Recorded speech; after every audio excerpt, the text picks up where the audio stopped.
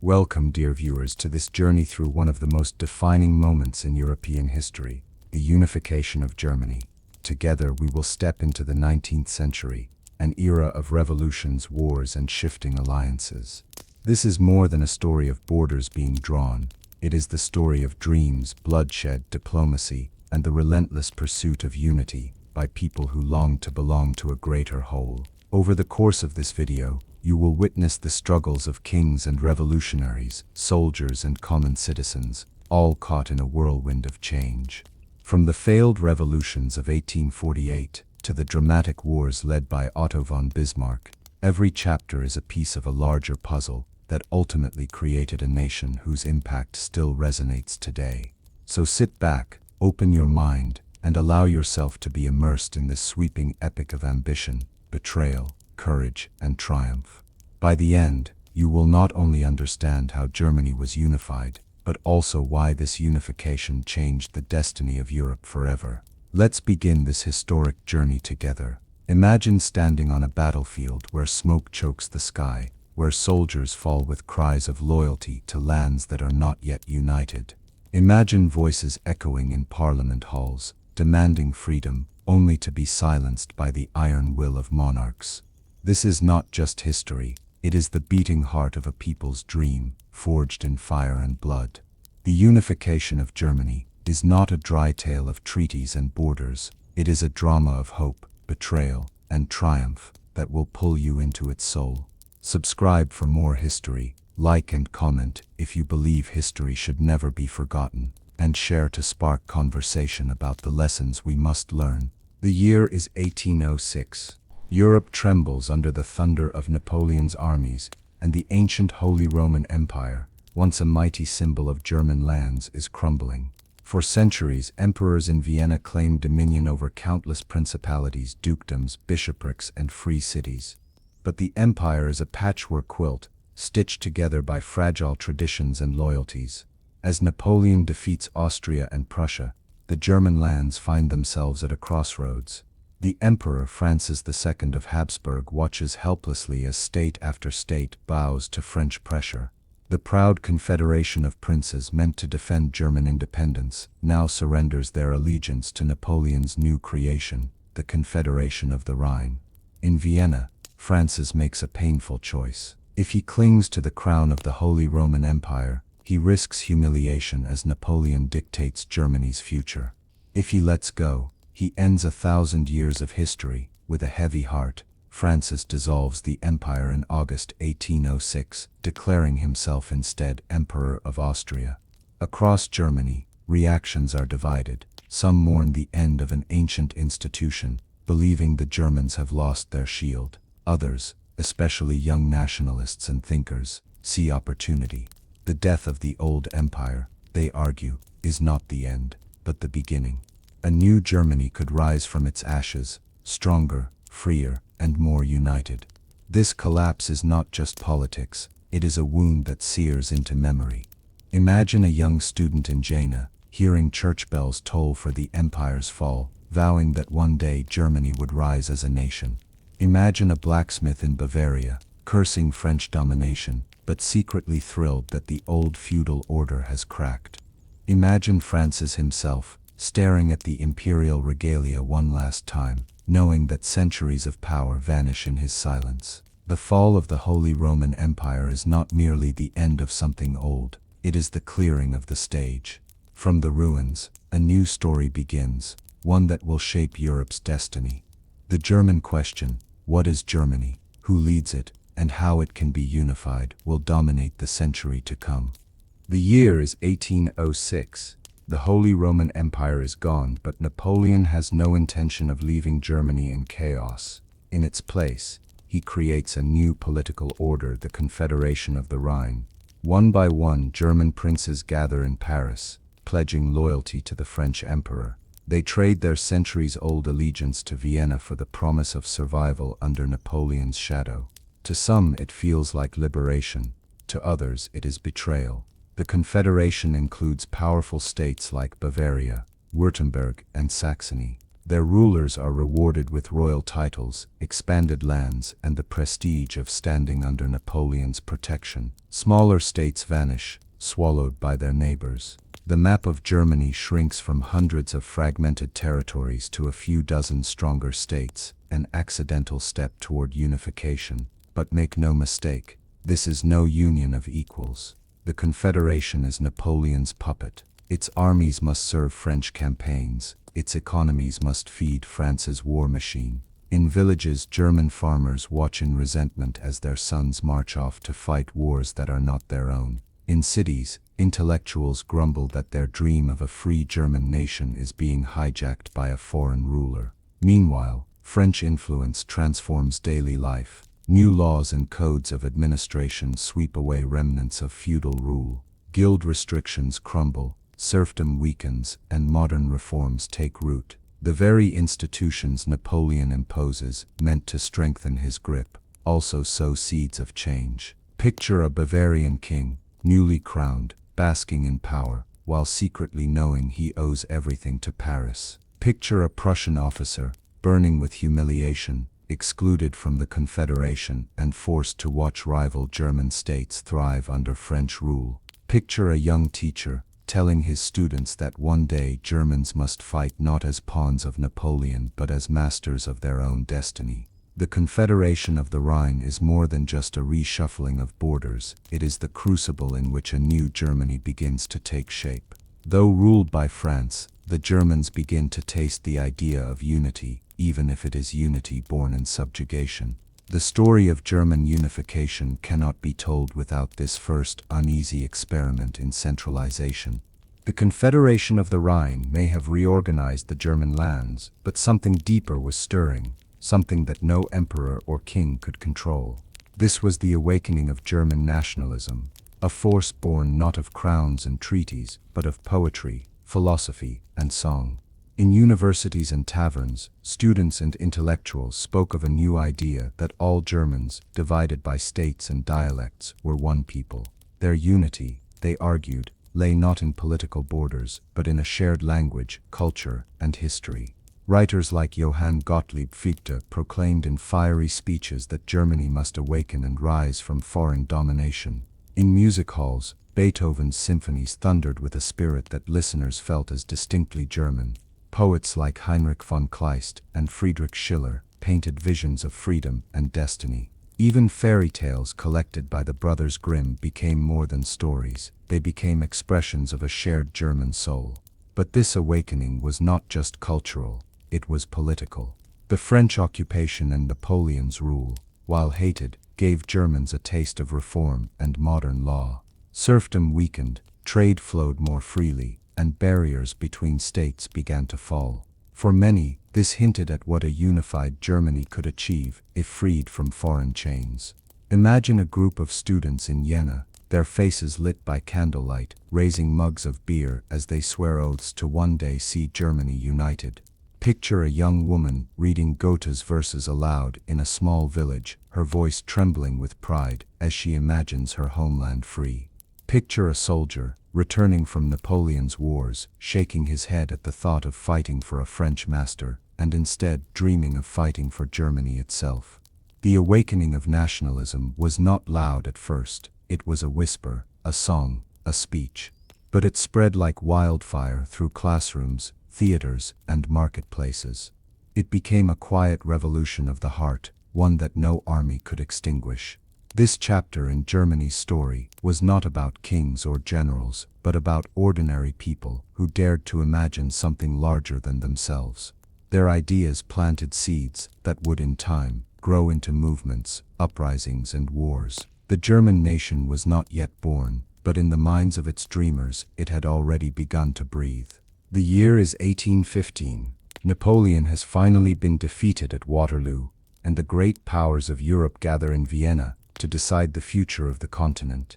The Congress of Vienna is a glittering spectacle, ballrooms filled with diplomats, chandeliers glittering above tables where the fate of nations is decided. For Germany, this Congress marks a decisive turning point.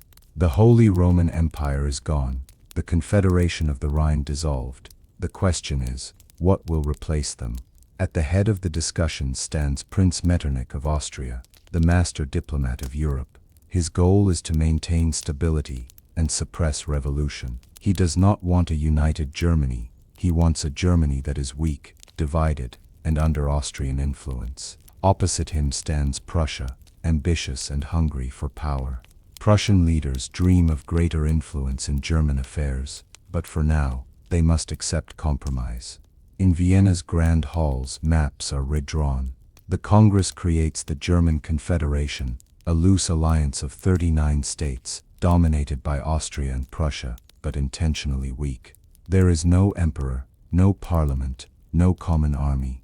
It is a cage designed to keep nationalism contained. Still, outside the polished chambers, the mood is different. Students and intellectuals who once cheered Napoleon's reforms now see their hopes for German unity crushed. Farmers and workers, weary of war, yearn for peace, but dream of something greater.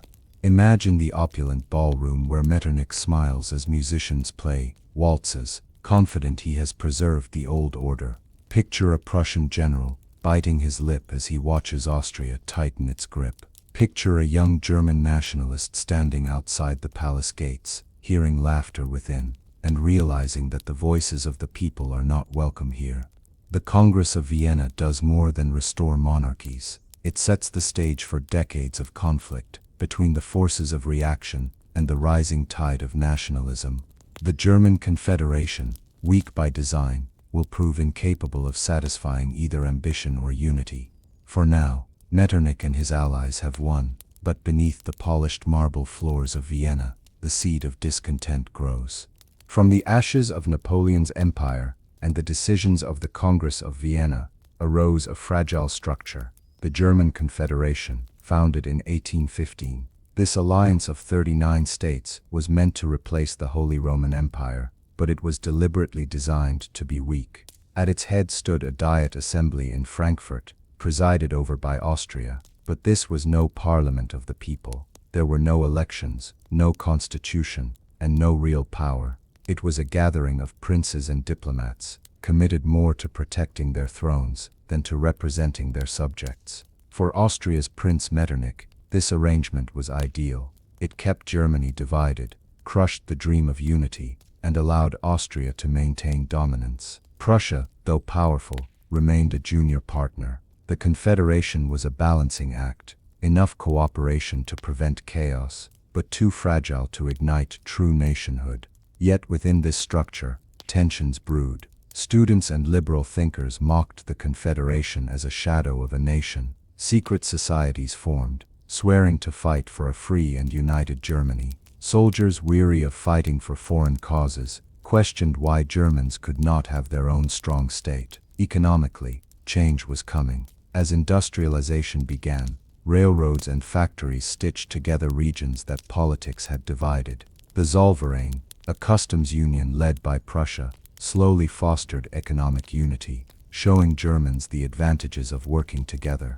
But politically, repression reigned. Censorship silenced newspapers, spies infiltrated student groups, and police hunted down radicals. Still, the whispers of freedom could not be silenced forever. Picture the Diet in Frankfurt, a hall of old men in powdered wigs, debating endlessly, while outside, fiery students hand out pamphlets demanding liberty. Imagine a blacksmith closing his workshop early to attend a secret meeting where patriots whisper about a united Germany. See a young woman reading banned poetry to her friends by candlelight, trembling with both fear and excitement. The German Confederation was never meant to last. It was a compromise, a cage, a temporary solution for a problem the rulers of Europe did not dare to solve. Yet in its failure lay the beginnings of a movement that would one day succeed. Unity was not born in the Frankfurt Hall, but in the hearts of the people who dared to imagine more.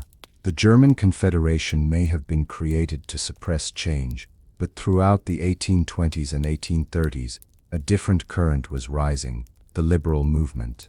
It began in lecture halls, taverns, and town squares. Professors spoke of rights and constitutions. Students debated about freedom of speech and the press. Merchants, frustrated by endless borders and tariffs, demanded fairer trade and laws. Even artisans and farmers began to feel the stirrings of discontent as censorship and taxes weighed heavily upon them.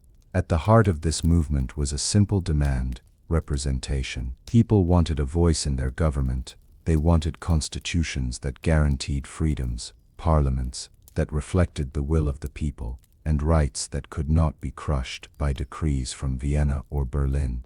The liberals were not revolutionaries in the traditional sense. They sought reform through reason, law, and persuasion. Yet their ideas were dangerous to monarchs, for they threatened to erode the absolute power of kings and princes. Secret gatherings became common. Young men formed student associations, carrying black, red, and gold ribbons, the colors that would one day symbolize Germany. Songs were sung, pamphlets circulated, and speeches delivered in whispers. These ideas spread faster than rulers could contain them. In villages, farmers complained about soldiers quartered in their homes and taxes that seemed endless. In towns, artisans cursed restrictions that limited their trade.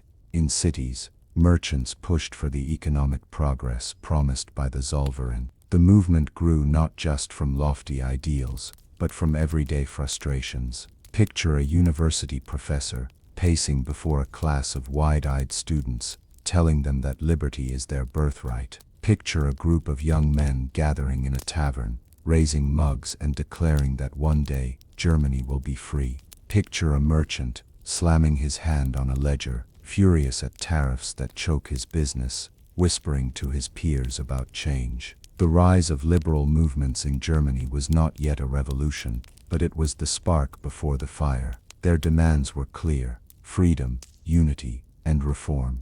Their voices grew louder with each passing year, until rulers could no longer pretend not to hear. The old order trembled, not from cannons, but from words. The liberal voices that had been growing louder in Germany did not go unnoticed.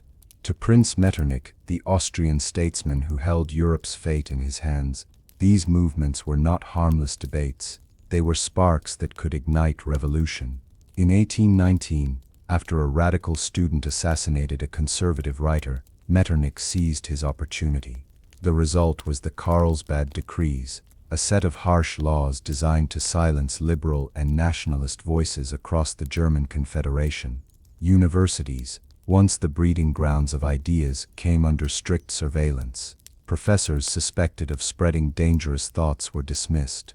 Student organizations, especially the patriotic Burschenschaften, were banned. Censorship tightened its grip on newspapers and books, with police inspectors combing through every line for signs of rebellion.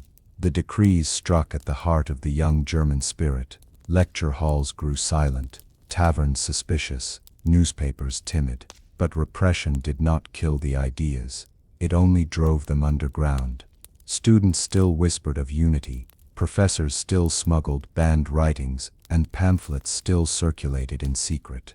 The dream of freedom had been wounded, but not destroyed. For ordinary people, the decrees felt like a betrayal. Merchants found their business papers scrutinized. Farmers heard that songs sung at fairs could be deemed subversive.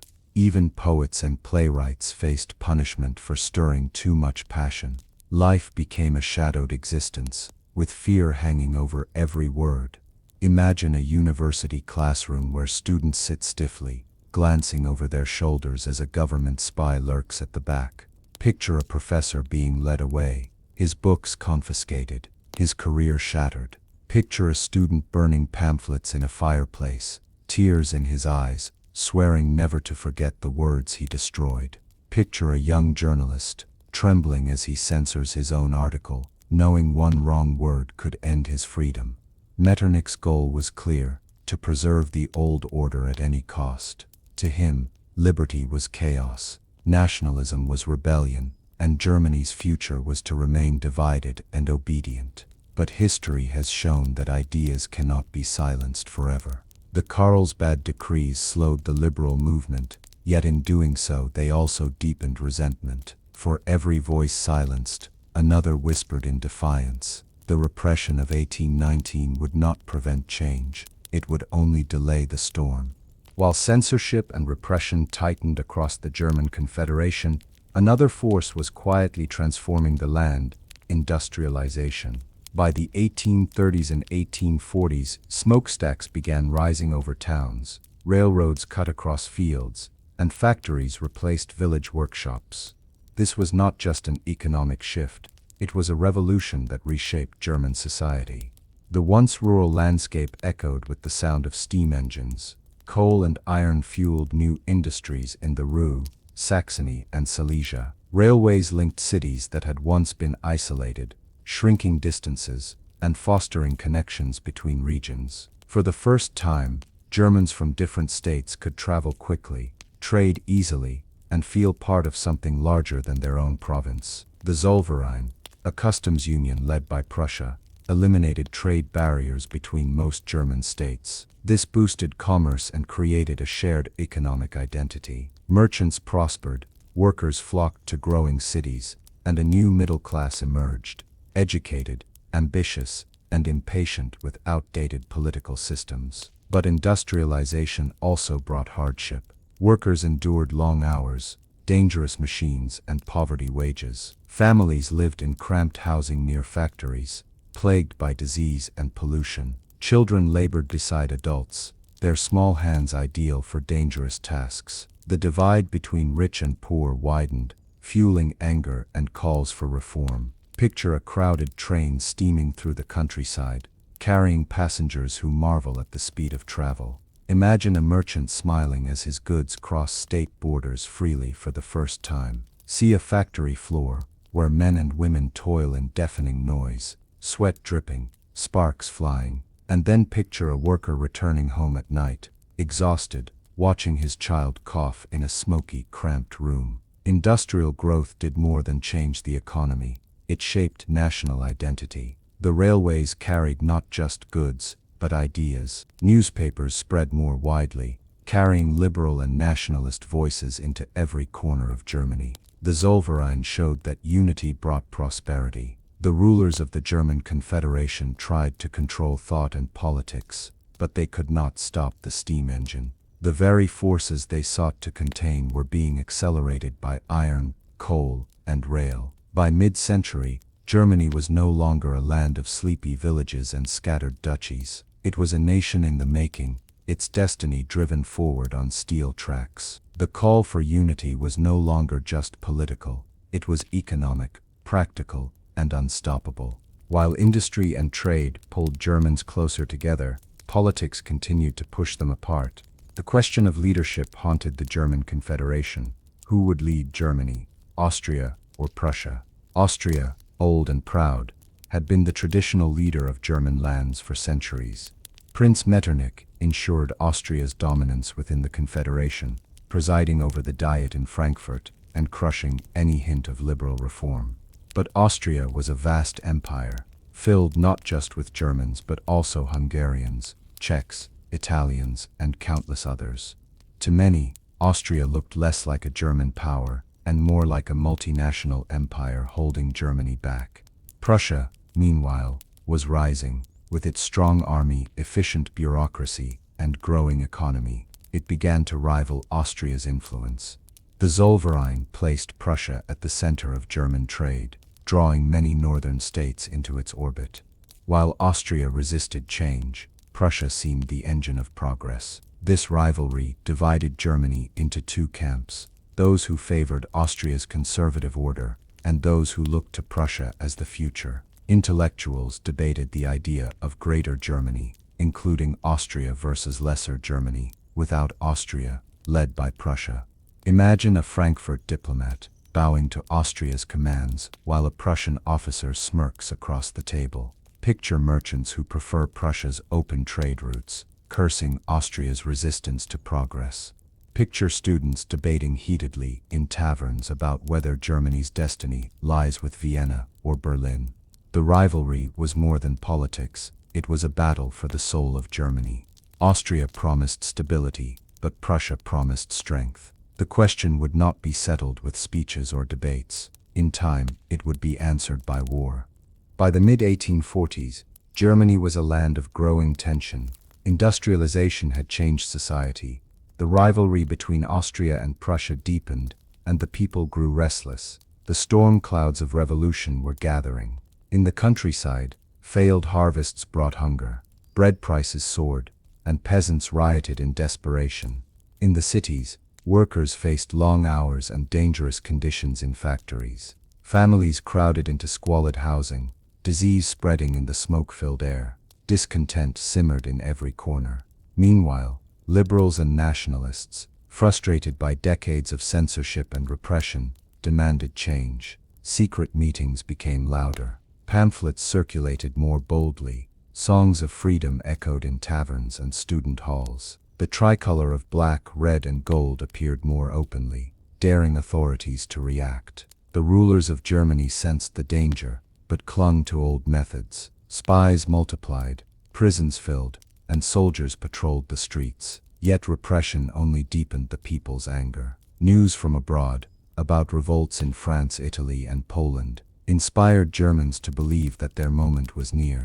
Picture a hungry mother in a village, clutching her starving child as she curses the landlord. Imagine a factory worker throwing down his tools, leading his fellow laborers into the streets. See students painting banners of black, red, and gold, their voices rising in song. And finally, picture Metternich in Vienna, staring uneasily at reports of unrest, knowing that his world of order is cracking. The storm could no longer be contained. By 1848, revolution would sweep across Germany, shaking the very foundations of monarchy and setting the stage for the next great chapter in the struggle for unity. The year is 1848. Revolution sweeps across Europe, and Germany is no exception. Crowds fill the streets of Berlin, Vienna, and Frankfurt, shouting for freedom, for rights, for unity. Kings tremble. Metternich flees Vienna, and suddenly the old order looks fragile. In May 1848, delegates from across the German states gather in Frankfurt's Paulskirche, St. Paul's Church. It is the first freely elected assembly in German history. Students, professors, lawyers, and writers sit side by side, determined to draft a constitution for a united Germany. Inside the parliament, debates rage. Should Germany include Austria, Großdeutschland, or exclude it, Kleindeutschland, under Prussian leadership? Should the monarchy remain, or should Germany embrace republicanism? Every speech carries the weight of history. Though progress is slow, hope burns bright. Ordinary Germans see the parliament as the birth of a nation.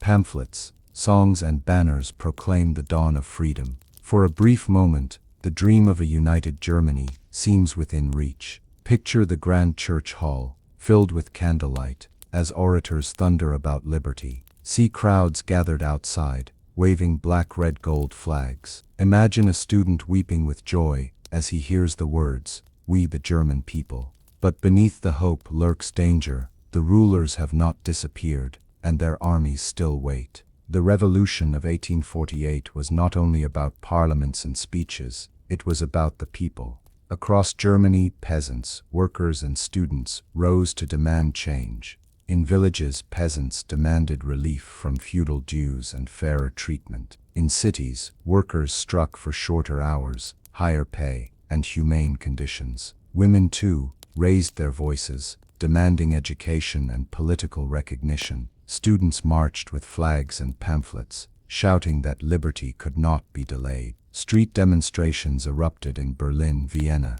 and Dresden. Barricades were thrown up, stones ripped from cobblestones, and rifles fired from windows. The cry of freedom echoed in every corner, but unity was fragile. Workers and peasants wanted social reform, while liberals in the parliament prioritized constitutional monarchy and national unity. Misunderstandings and mistrust grew. The very voices that fueled the revolution were also divided by class, vision, and urgency. Picture a Berlin street where workers pile wagons into barricades as soldiers advance. Imagine a peasant storming a landlord's manor, breaking chains that bound his family. See women in Frankfurt handing out leaflets while their children wave flags. Hear the cries of freedom, bread, Germany. The revolution was alive in the people's hearts, but could the parliament harness that energy, or would it slip through their fingers? For months, hope-filled Germany.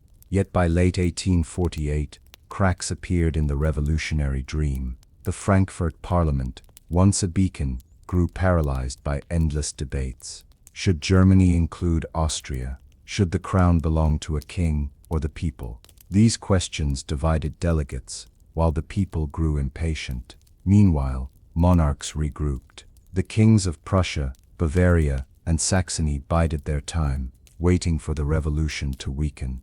Armies once scattered began to return to their barracks, ready to strike. The parliament issued decrees, but without an army or treasury, its words carried little weight. Workers who demanded social reforms felt abandoned. Peasants returned to their fields, disillusioned. The unity between classes collapsed. Picture the parliament chamber, once alive with passion, now half empty and weary. Delegates argue over commas while outside. Soldiers march back into the city. Imagine a worker tearing up his pamphlet in anger, muttering that the politicians had betrayed them. Picture a student lowering his flag, realizing that speeches alone cannot build a nation. The failure of the liberals was not just inaction, it was their inability to bridge the gap between ideals and the needs of the people. While they debated, the monarchs sharpened their swords. The revolution's heartbeat slowed. In 1849, after long debates, the Frankfurt Parliament made its decision. Germany would be a constitutional monarchy under Prussian leadership. The crown would be offered to King Frederick William IV of Prussia. Delegates believed this was the moment of triumph, a united Germany under a constitution, at last. But when the offer was made, Frederick William sneered. He would not accept a crown from the people, which he called a crown from the gutter. To him, only God and fellow kings could bestow legitimacy, not revolutionaries. His rejection was a death blow. Without Prussia's acceptance, the parliament collapsed. Austrian influence returned, and monarchs across Germany crushed remaining uprisings with brutal force. The dream of 1848 was shattered. Blood stained the streets of Dresden, Berlin, and Baden as soldiers fired on rebels. The black, red, gold flags were torn down, hidden away until another generation could raise them. Picture the parliament delegates weeping as they realize their work is for nothing. See Frederick William IV in his palace, robes heavy, face arrogant as he dismisses the offer. Imagine students fleeing across borders, exiled for their part in the uprising. Hear the cries of workers as soldiers march through their neighborhoods, bayonets gleaming. The crown from the gutter was not taken, but the dream of Germany lived on, waiting for another chance. The revolutions of 1848 ended in fire and blood. Across Germany, barricades were torn down, constitutions revoked, and rebels driven into exile. By 1850, the old order had returned in full force. The reaction. Kings and princes reclaimed their power with vengeance. Soldiers patrolled the streets, spies haunted taverns, and prisons swelled with political prisoners. In Vienna, Metternich's conservative system was restored, its guiding principle unchanged: stability over freedom. The German Confederation was revived, weaker than ever, its diet once again dominated by Austria. Liberal hopes were crushed, and those who had dared to dream of unity were silenced. Many of the revolution's leaders fled abroad, carrying their ideas with them to England, France, and even America. They became known as the 48ers. Yet repression did not kill the dream, it merely forced it underground. Students whispered their oaths in secret societies, poets hid their messages in coded verses, and ordinary people carried resentment in their hearts. Every soldier marching through the streets was a reminder that freedom had been stolen. Picture Berlin in 1850, soldiers guarding the city gates, while an old woman remembers her son shot on a barricade. Imagine students huddled in a cellar, raising glasses in silence for their exiled comrades. See a poet scratching words into paper, knowing they may never be published but unable to stop his pen. The reaction restored monarchs to power, but it also left Germany simmering. The revolution had failed, but it had awakened millions, and that memory would not fade. Though the revolution had failed, the struggle for leadership in Germany was not over. Austria remained dominant, but Prussia began to seek a new course. Prussia's king, Frederick William IV, was shaken by the revolution. Though he had rejected the crown from the gutter, he knew the demands for change could not be ignored forever. He strengthened Prussia's army, modernized its administration, and cautiously introduced reforms that would stabilize his kingdom without yielding to liberalism. Economically, Prussia surged ahead. The Zollverein expanded, bringing more German states into its trade network. Railroads expanded rapidly, binding northern Germany closer together under Prussia's leadership. While Austria clung to tradition, Prussia embraced modernization. Still, political divisions persisted. Conservatives in Prussia sought to preserve royal authority, while liberals continued to push for a constitution.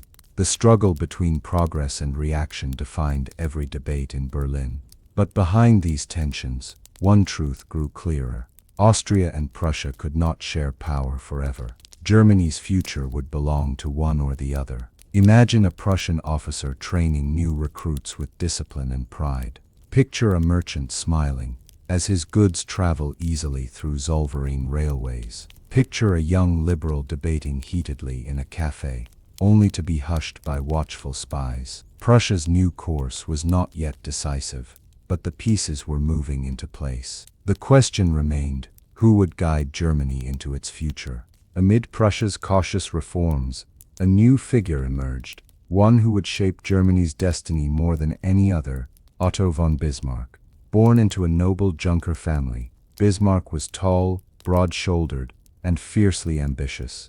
He entered politics in the 1840s, gaining a reputation for fiery speeches and uncompromising conservatism. Unlike liberals who dreamed of parliaments, Bismarck believed in realpolitik, the ruthless pursuit of power over ideals. In 1862, during a crisis over military reforms, Bismarck was appointed Minister-President of Prussia. In his first speech, he declared that Germany's future would not be decided by speeches and majority votes, but by blood and iron.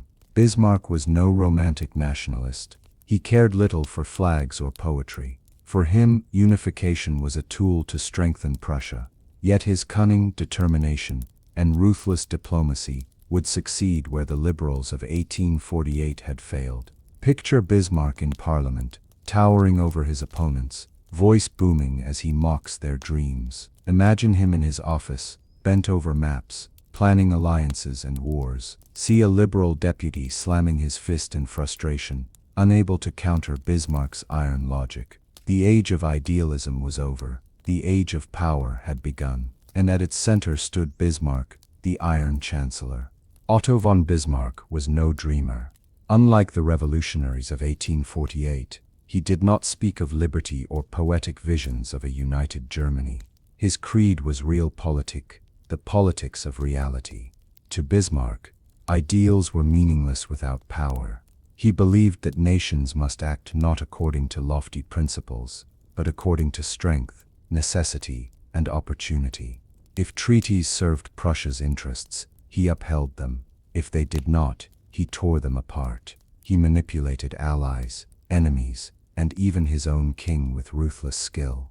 This philosophy shocked liberals. They had hoped for unification through constitutions and parliaments, but Bismarck dismissed them with scorn. The great questions of the time, he declared, will not be decided by speeches and majority votes, but by blood and iron.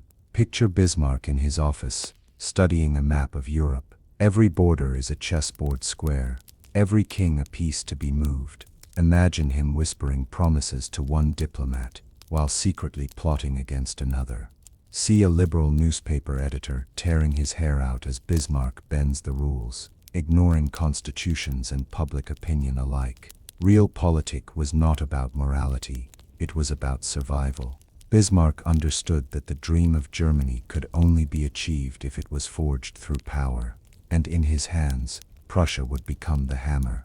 In September 1862, Bismarck delivered a speech that would echo through history. Addressing the Prussian parliament, he dismissed the endless debates about budgets and reforms. With his booming voice, he declared, "The great questions of the day will not be decided by speeches and majority decisions, but by blood and iron." The chamber fell silent. Some gasped in horror, others muttered in anger. But Bismarck's meaning was clear. Germany would not be united by words, it would be united by war. This speech marked a turning point. It drew a line between liberal dreams and Bismarck's hard reality. Newspapers across Europe reprinted his words. Monarchs shivered, revolutionaries fumed, soldiers whispered with excitement. Picture the parliament chamber filled with gasps and outrage as Bismarck raises his fist.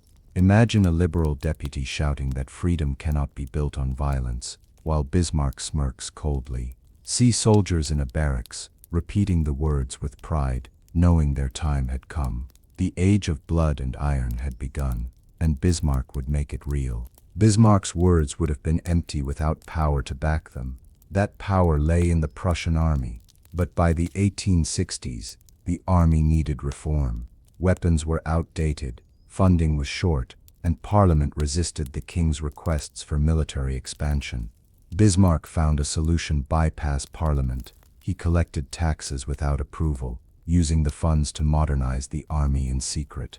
Rifles were upgraded, artillery improved, and railways planned to move troops with speed and precision.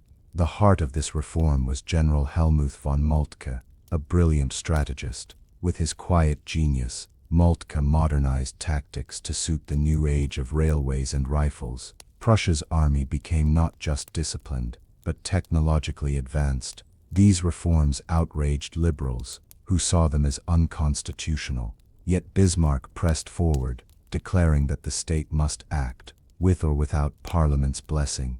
Picture a training ground where young soldiers fire new rifles with deadly accuracy.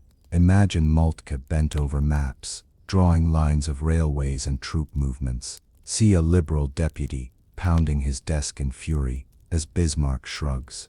The army was no longer a relic, it was a weapon waiting to be unleashed. Germany's destiny would soon be decided on battlefields, not in parliaments. And Bismarck was ready. The first test of Bismarck's strategy came in 1864, the Danish War. At stake were the duchies of Schleswig and Holstein, territories with mixed German and Danish populations. For years both sides claimed them. When Denmark tried to fully absorb Schleswig, Bismarck seized his chance. In a surprising move, he allied Prussia with Austria. The two old rivals marched together against Denmark, presenting themselves as defenders of German rights. It was a calculated gamble. By working with Austria, Bismarck could later expose the flaws in their partnership. Prussian troops, equipped with modern rifles and organized by Moltke's railway strategies, fought with precision. Austrian armies joined the campaign, and together they overwhelmed the Danes. The fortress of Dybbøl fell after a fierce battle, and Denmark was forced to surrender. The victory electrified Germany. Crowds cheered in the streets, seeing proof that German armies could triumph when united. But beneath the celebrations lay tension. Schleswig went to Prussia, Holstein to Austria, a division that pleased no one and planted seeds of conflict. Picture Prussian soldiers storming the Danish fort, rifles blazing. Imagine Bismarck in Berlin, calmly watching reports arrive, already thinking of his next move. See Austrian officers shaking hands with Prussians on the battlefield, even as suspicion flickers in their eyes. The Danish War was short and victorious, but it was not the end. It was only the beginning. The war against Denmark ended swiftly, but peace did not bring unity. It brought division. The duchies of Schleswig and Holstein, once united in conflict, were now split. Prussia took Schleswig, and Austria administered Holstein. To outsiders, it seemed like a fair compromise. To Bismarck, it was a ticking time bomb. Sharing territory with Austria gave him exactly what he wanted, an excuse for future conflict. In Berlin, Bismarck feigned satisfaction, but behind closed doors, he whispered of Austria's incompetence. He pointed to the chaos in Holstein, where Austrian administration clashed with local German nationalists. Meanwhile, Prussia's efficient governance of Schleswig stood in stark contrast. The arrangement exposed Austria's weakness and gave Bismarck ammunition to rally support for Prussia. Among the people, confusion reigned. Farmers in Schleswig wondered if they were Prussian or Danish. Merchants in Holstein resented Austria's sluggish rule. Intellectuals mocked the dual administration as proof that Germany needed one strong leader, not two rivals. Picture Bismarck leaning back in his chair, a sly smile on his face, knowing he has set the trap. Imagine Austrian officials sweating as they try to manage restless Holstein. See German students in taverns toasting Prussia, declaring Austria obsolete. The spoils of victory were not the end of war, but the prelude to the next great conflict, Prussia against Austria. By 1866, the fragile alliance between Austria and Prussia shattered. The quarrel over Schleswig and Holstein was the spark, but the fire was larger. Who would lead Germany? Bismarck moved carefully. First, he secured neutrality from France and Russia. Then, he courted Italy, promising Venetia if they joined against Austria. Austria, isolated and overconfident, fell into the trap. In June 1866, war erupted. The Austro-Prussian War, also called the 7 Weeks' War, pitted Austria and its southern German allies against Prussia and Italy. Prussia's modernized army, led by General Moltke, proved devastating. Railways moved troops swiftly, rifles fired with deadly precision, and discipline carried the day. The decisive clash came at the Battle of Königgrätz. In just hours, Austria's proud army was smashed. The war shocked Europe. No one expected Austria to fall so quickly. For Germans, the message was clear. Prussia, not Austria, was the power of the future. Bismarck, however, restrained his victory. He persuaded King Wilhelm not to annex Austrian lands or humiliate Vienna. Instead, Austria was excluded from German affairs, and the North German Confederation, under Prussian leadership, was created. Picture the battlefield at Königgrätz, smoke choking the sky as Prussian rifles fire in disciplined volleys. Imagine Moltke calmly directing troops with precision. See Austrian officers in disbelief as their lines collapse. And finally, picture Bismarck smiling quietly, knowing Germany's destiny now belonged to Prussia. July 3, 1866, the fields of Königgrätz in Bohemia became the stage for one of the most decisive battles in European history. Tens of thousands of Prussian and Austrian soldiers faced each other in a clash that would determine the future of Germany. The Austrians, confident in their traditions, relied on sheer numbers and bravery, but the Prussians had something new, the needle gun, a breech-loading rifle that could fire 3 times faster than the Austrian muskets. Combined with Moltke's mastery of railways and rapid deployment, the Prussians struck with speed and precision. For hours, smoke and thunder rolled across the fields. Austrian soldiers fought valiantly, but fell in waves under relentless volleys. Cavalry charges collapsed against disciplined rifle fire. By afternoon, Austrian lines broke, and chaos spread. King Wilhelm, elated, wanted to press onward into Vienna, but Bismarck urged caution. He warned that crushing Austria completely would only create lasting enemies. His vision was not destruction, but exclusion. Austria must be pushed out of German affairs, not annihilated. Picture Moltke standing calmly on a hill, telescope in hand, directing the battle. Imagine Prussian infantry kneeling, firing rapid volleys with precision. See Austrian officers screaming for retreat as their men scatter. And finally, Bismarck in Berlin, persuading his king to stop short of total victory. Königgrätz was not just a battle, it was a turning point. Austria's centuries-old dominance in Germany was over. Prussia had claimed the mantle of leadership. With Austria defeated, Bismarck reshaped Germany. In 1867, the North German Confederation was born. Led by Prussia, it united 22 northern German states under one constitution, parliament, and army. For the first time, millions of Germans lived under a single framework. The Reichstag, an elected parliament, gave the illusion of popular voice, but real power rested with Prussia. The King of Prussia served as president, and Bismarck, as chancellor, held the reins.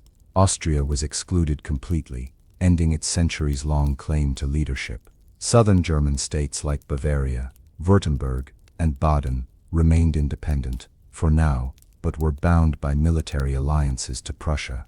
Step by step, Bismarck tightened the net. National pride soared. Newspapers proclaimed that Germany was rising at last. Black, red, gold flags flew again, this time under Prussian leadership. Students and merchants cheered, believing the dream of 1848 was finally becoming reality.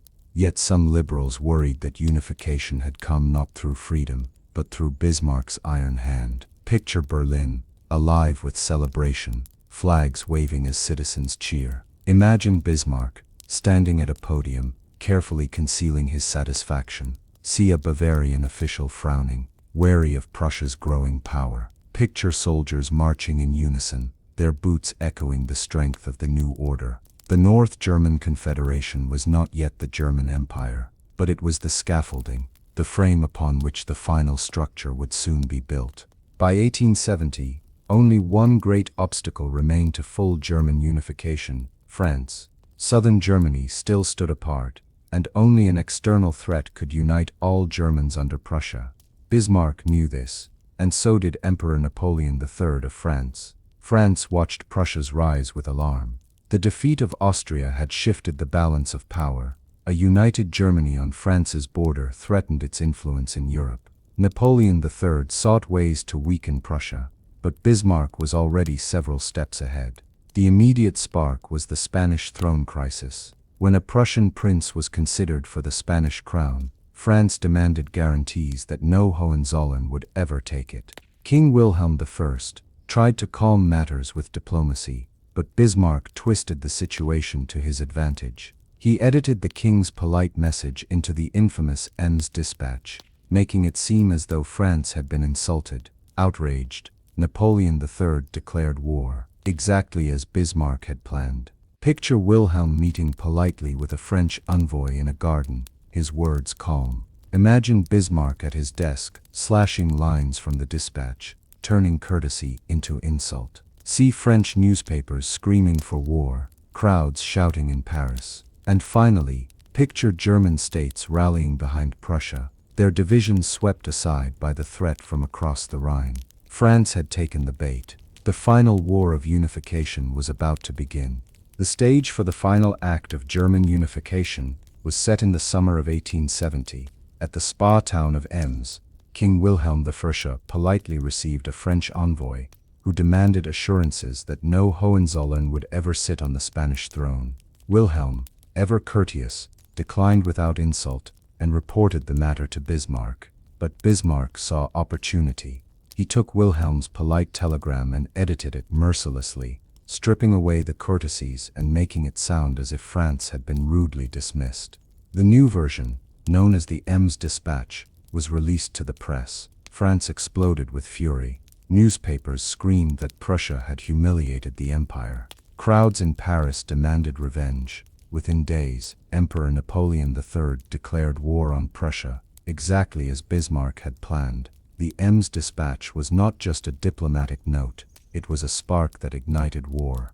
And with it, the southern German states, Bavaria, Württemberg and Baden, rallied to Prussia's side.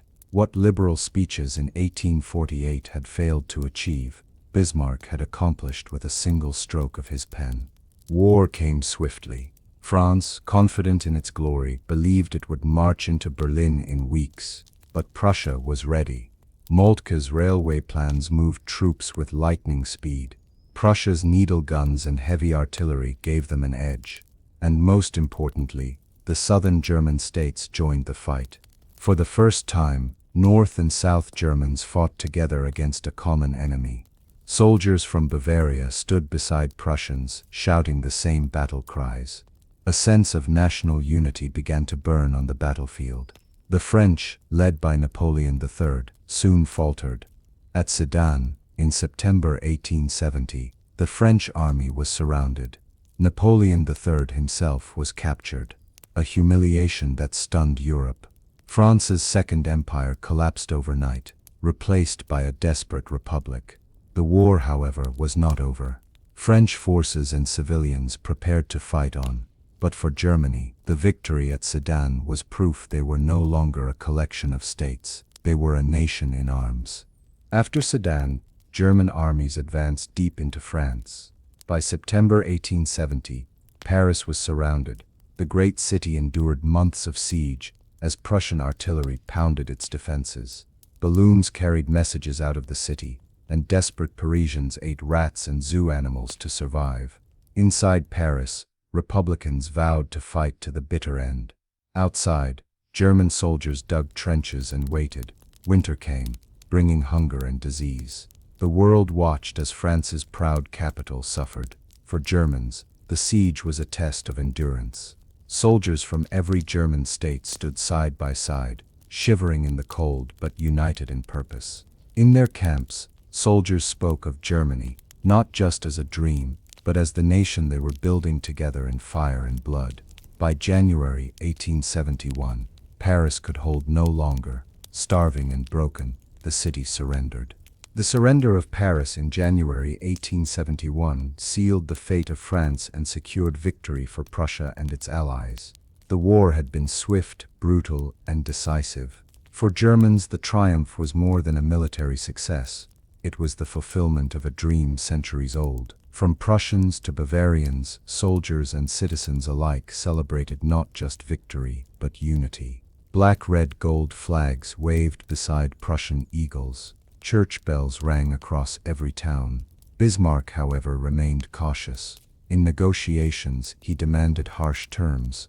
Alsace and Lorraine would be annexed, and France would pay a massive indemnity. He knew this would sow resentment, but he also knew it would cement Germany's strength. Picture German soldiers marching through the streets of Paris, their boots echoing triumph. Imagine crowds in Berlin cheering wildly, waving flags and throwing flowers. See Bismarck in his office, calm, already thinking ahead to how Germany must maintain its newfound power. The Franco-Prussian War was over, and from its flames, the German Empire would be born. January 18th. 1871, the opulent Hall of Mirrors at Versailles glittered with candlelight. Gilded walls reflected the faces of generals, princes, and statesmen gathered for a moment that would reshape Europe. Prussia's King Wilhelm I stood at the center, his tall figure draped in regal robes. Around him, German princes and dukes assembled, men who only a few years earlier might have been his rivals. Now, under the shadow of victory against France, they bowed their heads in acknowledgement of a new reality. Germany was united. Amidst the hushed silence, Wilhelm was proclaimed German Emperor Kaiser. Trumpets sounded, soldiers cheered, and the cry echoed through the hall. Heil Kaiser Wilhelm, Heil! Bismarck, dressed in his white Prussian uniform, stood nearby, his face calm, but his heart triumphant. He had forged this empire not with speeches or parliaments, but with blood and iron. The choice of Versailles was deliberate. In the very palace where Louis XIV had once ruled as Europe's supreme monarch, the Germans declared their own empire, an unmistakable message to France and the world. Picture the hall, mirrors reflecting endless light, banners of black, white, and red unfurled, and soldiers stamping their boots in triumph. For centuries, Germany had been divided. Now, beneath the vaulted ceiling of Versailles, it was one. Wilhelm I never sought to be emperor. A Prussian king to his core, he wore the imperial crown reluctantly. Yet now, as Kaiser Wilhelm IV, he symbolized the unity of millions of Germans. In Berlin, parades celebrated his ascension. Crowds shouted his name, bells rang, and flags fluttered across rooftops. To the people, he was not just a king, but the father of a new nation. Yet Wilhelm was cautious. He viewed himself not as a revolutionary, but as a monarch fulfilling duty. In private, he confessed discomfort at wearing the imperial title, feeling it belonged more to Bismarck's iron will than his own destiny. Still, his presence gave legitimacy to the new empire. His age, dignity, and conservative character reassured nervous princes who feared being overshadowed. He was the figurehead under whom Prussia's dominance could be hidden behind the facade of a German empire. Picture Wilhelm riding through Berlin on horseback, his white beard flowing as citizens throw flowers in his path. Imagine him seated in his study, crown set aside, whispering to an aide, "This was not my desire." Yet the empire needed him, and history had chosen him. No man embodied the triumph of 1871 more than Otto von Bismarck.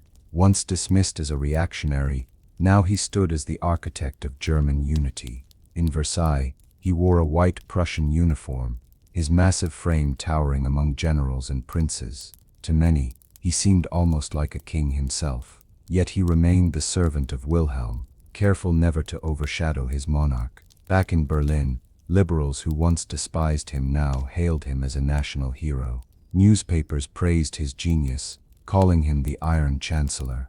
His enemies grudgingly admitted that his ruthless realpolitik had succeeded where their ideals had failed. But Bismarck knew his work was not finished. Unification was fragile. Catholics, Protestants, Prussians, Bavarians, all had to be held together. Foreign powers would watch Germany with suspicion. His task was now to preserve unity, not just to create it. Picture Bismarck leaving Versailles, cigar in hand, his eyes calculating the future. Imagine him in his Berlin office, dictating orders with relentless energy. See liberal deputies clapping him on the back, while he smiles politely, hiding his disdain. For Bismarck, the triumph was not glory. It was proof that his vision was right.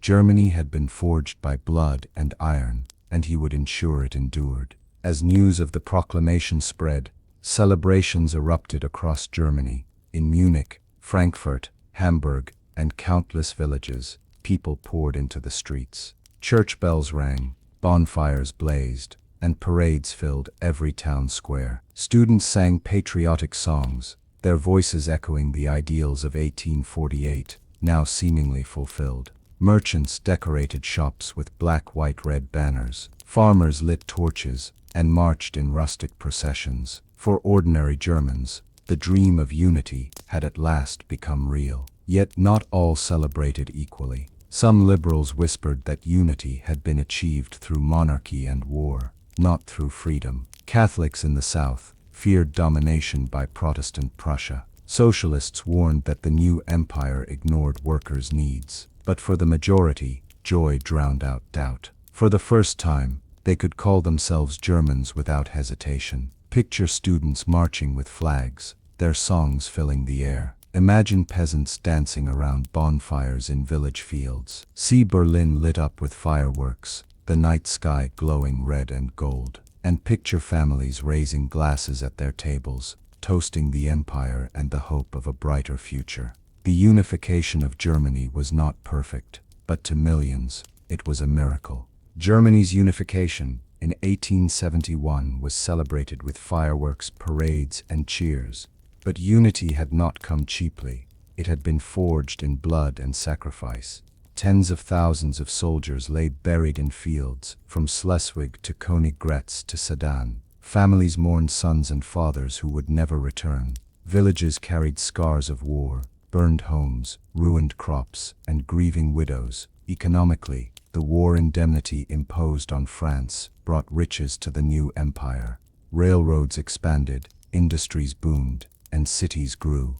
Yet ordinary workers still labored in harsh conditions, their wages barely enough to survive. The dream of national greatness did not always reach the poor. Politically, compromises had been made. The empire was unified, but not as a liberal democracy. Power lay with the Kaiser and the Chancellor, not with the Parliament or the people. For many who had dreamed of freedom in 1848, unity had come, but liberty had not. Picture a family laying flowers at a soldier's grave, tears in their eyes. Imagine a factory roaring with noise, its workers exhausted, even as merchants celebrate newfound prosperity. See a liberal professor sighing as he holds a copy of the Constitution, knowing it falls short of his ideals. Unity was real, but its cost was heavy, and its contradictions would shape Germany's future. Germany was united, but what did it mean to be German? For centuries, identity had been tied to local lands, Bavarians, Saxons, Prussians. Now they were all told they belonged to one nation. In schools, children learned standardized German, their lessons infused with national pride. Songs, fairy tales, and history textbooks taught them of heroes and victories. weaving a common story. Newspapers spoke not of separate states, but of one empire, yet differences lingered. Bavarians clung to their Catholic traditions and independence. Saxons muttered about Prussian arrogance. Even in Berlin, some doubted whether a German nation could truly replace centuries of regional loyalty. Picture a Bavarian farmer, wearing traditional dress, frowning at a Prussian officer. Imagine a school teacher leading children in patriotic songs, their voices uncertain but proud. See a Saxon merchant debating in a cafe, questioning whether Germany would respect all its peoples equally. The new empire gave Germans a shared identity, but also forced them to ask, was unity a gift or a chain? One of the most striking features of German unification was who was left out: Austria. For centuries, the Habsburg Empire had claimed leadership of the German world. Now it stood outside, excluded by Bismarck's design. Austria had been defeated at Königgrätz and humiliated by its expulsion from German affairs. Its vast empire still stretched over Hungary, Bohemia, and the Balkans, but it was no longer the center of German destiny. Inside Austria, bitterness ran deep. Some Austrians mourned the loss of influence, while others sighed in relief, believing their empire could no longer carry the burden of German politics. In Vienna, intellectuals debated whether Austria should look inward to its own diverse peoples, or outward against Prussia's rising power. For Germans inside the new empire, Austria's exclusion raised questions. Could a Germany without Vienna, without the Danube, truly be complete? For Bismarck, the answer was simple. Austria was too diverse, too divided, too much of a rival. Germany could only be strong if Prussia led it alone. Picture Austrian officers staring bitterly across the border into Germany. Imagine Vienna cafes, buzzing with debate about Austria's future. See Bavarian villagers whispering that Germany without Austria still felt incomplete. Austria's absence was the price of unity, and the shadow it left would shape Europe's future conflicts. Germany in 1871 stood proud and united, but already shadows stretched across the horizon. The very methods that had created the empire, war, realpolitik, and iron discipline, planted seeds of future conflict. The annexation of Alsace and Lorraine from France filled Germans with pride, but left the French burning with revenge. In Paris, citizens swore that one day those lost provinces would be reclaimed. The rivalry between France and Germany would become a scar that shaped the next century. Within the empire, cracks appeared. Catholics feared domination by Protestant Prussia, leading to bitter struggles with Bismarck in the Kulturkampf. Workers demanded better conditions, forming socialist movements that unsettled the old order. National minorities, Poles in the east, Danes in Schleswig, resisted being absorbed into the new German state. Picture French school children, tracing Alsace-Lorraine on maps, whispering of vengeance. Imagine German workers in smoky taverns, organizing, singing socialist songs. See Bismarck at his desk, drafting new laws to silence opposition. The German Empire was a triumph, but it was also fragile. Its power was immense, yet its unity rested on force. The shadows of the future loomed, foreshadowing storms yet to come. The unification of Germany was one of the most dramatic transformations in European history. In less than a decade, Bismarck had turned a fragmented patchwork of states into a powerful empire. For Germans, the legacy was immense. National pride surged. Industry expanded rapidly, making Germany one of the most advanced economies in the world. Scientific and cultural achievements flourished under the banner of a united nation, but the legacy was not without shadows. Unity had been achieved not through freedom, but through war and monarchy. Many liberals lamented that 1848's dream of democracy had been traded for authoritarian order. Abroad, Germany's sudden rise unsettled the balance of power. Britain and Russia watched warily. France seethed. Europe had a new giant at its center, and its presence would shape every decision to come. Picture German workers marching in industrial cities, proud of their empire. Imagine scholars writing books that proclaimed Germany's destiny. see European diplomats frowning as they study maps with Germany's bold new borders. The legacy of unification was double-edged, glory and progress on one side, tension and danger on the other. It was a triumph that would echo far beyond 1871. The story of Germany's unification is a tale of ambition, sacrifice, and transformation. It began with the fall of the Holy Roman Empire, passed through the dreams of 1848, and ended with the empire proclaimed in Versailles. It was not a straight path, nor a peaceful one. It was forged in blood and iron, in classrooms and taverns, on battlefields and barricades. The cost was immense: lives lost, freedoms deferred, and rivalries inflamed. Yet for millions of Germans, it brought the fulfillment of a dream at last, to stand together as one nation. From Francis II laying down the imperial crown, to students whispering of unity, to Bismarck's cold calculations, every chapter was a step toward this moment. And though the German Empire was imperfect, its creation changed Europe forever.